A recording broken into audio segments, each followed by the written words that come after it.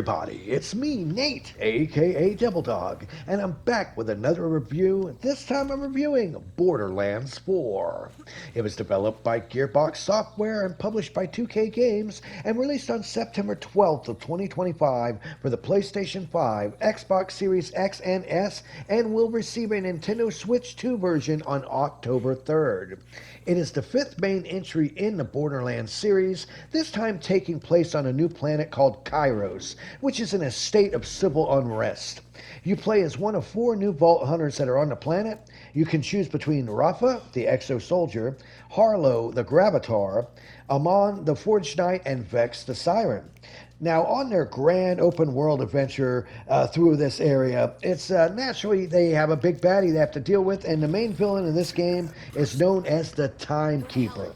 Now, I'm not going to get into detail of the story, but it actually has a pretty good story with this, tying in the Timekeeper and the lore of all the people that are on this planet, and why there is actually so much civil unrest and you teaming up with the, certain other characters I'm not going to talk about. Now, the game world, hands down, I think is the best aspect of this.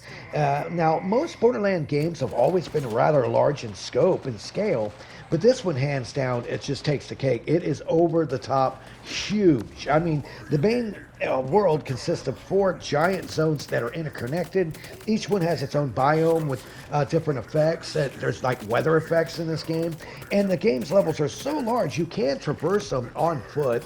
I mean, you do have different abilities, including like a little jetpack that you can use for short distances. But that's why they included vehicles in this one. And honestly, it's really cool how they do it. You start off with this like little look, almost like a speeder bike looking sort of thing. And as you progress through, naturally you can upgrade that and get a bunch of new ones. And it's really cool because you can travel super fast across the area. I haven't noticed any load issues or pop-in or nothing graphically. And you also have weapons on your vehicle as well, so you can actually go and shoot people. But let's be honest, the main thing of a Borderlands game, the main star of the show, has always been the gunplay. And I can fortunately say this one is back and better than ever before. The different weapon combinations, since they're randomly generated, I actually think they did way better in this one. I've had so many different weapons that actually look and play different with different abilities that I am very impressed with the overall versatility and the overall depth of the different weapons that you have in this. Once again, this is nothing more than a looter shooter collectathon fest. I mean, hands down, you're constantly collecting items, killing enemies, getting tons of loot drops, and honestly, it's the same tried and true formula as Borderlands, the previous ones, but this one seems a lot more of a darker scope. It still has some comedic aspects to it, like certain characters and stuff with their personalities, which you can't have Borderlands without over-the-top personalities. But hands down, I have to say, this one seems to take a much darker tone to it. Now, overall controls of the game, I think this plays a lot quicker, a lot better than Borderlands 3 did. I mean, you can do your standard issue moves like your slide, your dash, double jump. You can climb walls, only certain walls, of course. I mean, this isn't like Tears of the Kingdom or anything. You also get a whip grapple. So at certain points, you have a little icon pop up, and you can use your whip grapple to use it to pull you up areas, and also grab like tanks that you can throw at enemies that hurt them. Now, as you go through this game, you have 3 different skill trees for each character that branch off, and they all have different abilities that you can augment with different powers. Like your action skills also come along with it as well. And you can pretty much build your character in a certain way to where if you like to do like sniping, you can do sniping better, running and gunning and stuff like that. They give you a lot of different options to actually use your upgrade points to create the character that you want in your certain way. Naturally, this is Borderlands, so it does come with 4-player online co-op, and you can also play it in 2-player split screen. So if you have a buddy over and you have the game, you can actually play it in split screen, which I thought was kind of weird, and I didn't really like it, seriously. The main part of this game is to play it, really with your friends online. That you can play it through single player, but it's designed for multiple people to play, so it's a little bit harder in single player compared to playing with the co-op mode. Now, they naturally do plan to have DLC characters coming in the future, but we already knew that. The Scarebox, This, 2K, we already know there's going to be DLC. There's like God knows how many different versions of this game too. The regular version, the collector's edition, the super mega Opolis version. I think there's even one that's made out of hot dog buns. No, I'm kidding, but seriously, there's too many options in different forms of this game, seriously.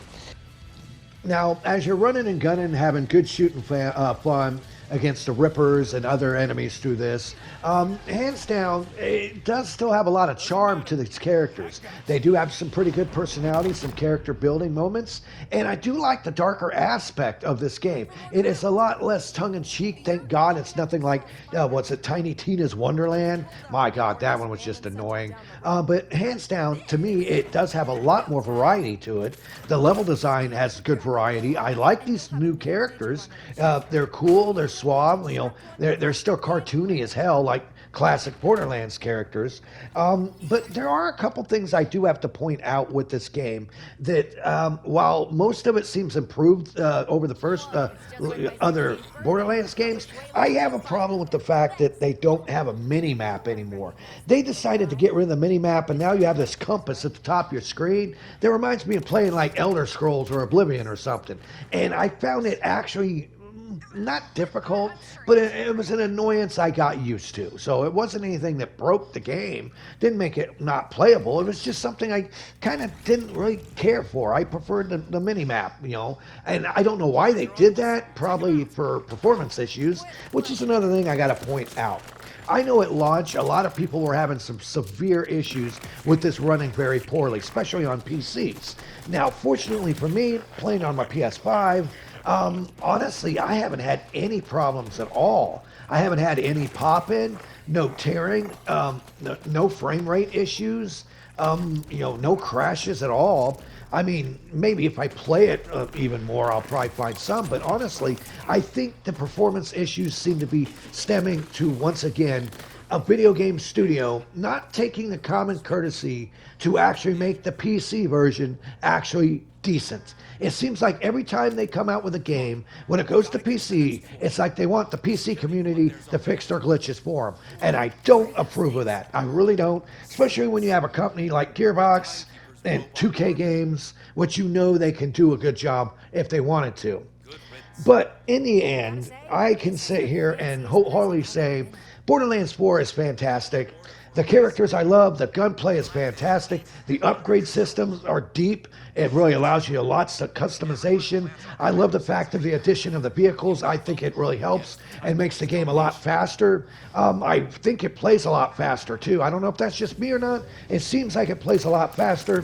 The guns all handle great, and honestly, I can actually say, even though I don't approve of a $70 and $80 game, I can honestly say Borderlands 4, for the amount of content you get in this game and the really interesting story with the timekeeper, I can definitely say I highly recommend Borderlands 4. But let's be honest, the people that are going to play this game are fans of the other Borderlands games, and you're going to get what you want. You're going to also you get what you paid for. You get the run and gun in action. You get all kinds of killer ass weapons that you have millions of different possibilities with them. You got the over the top quirky characters. You got the addition of your vehicles that you can drive on now. And in the end, I can just sit here and say, hands down, this is a really good game, and I can recommend it. Please leave in the comments below if you agree or disagree with me on anything. If there's anything I left out that you thought might be worth mentioning, please give me a thumbs up and subscribe to my channel if you haven't. And of course, here at Devil Dog Gaming, we always end our videos by saying, have fun, play hard, and remember, people, the devil is in the details. Peace out until next time.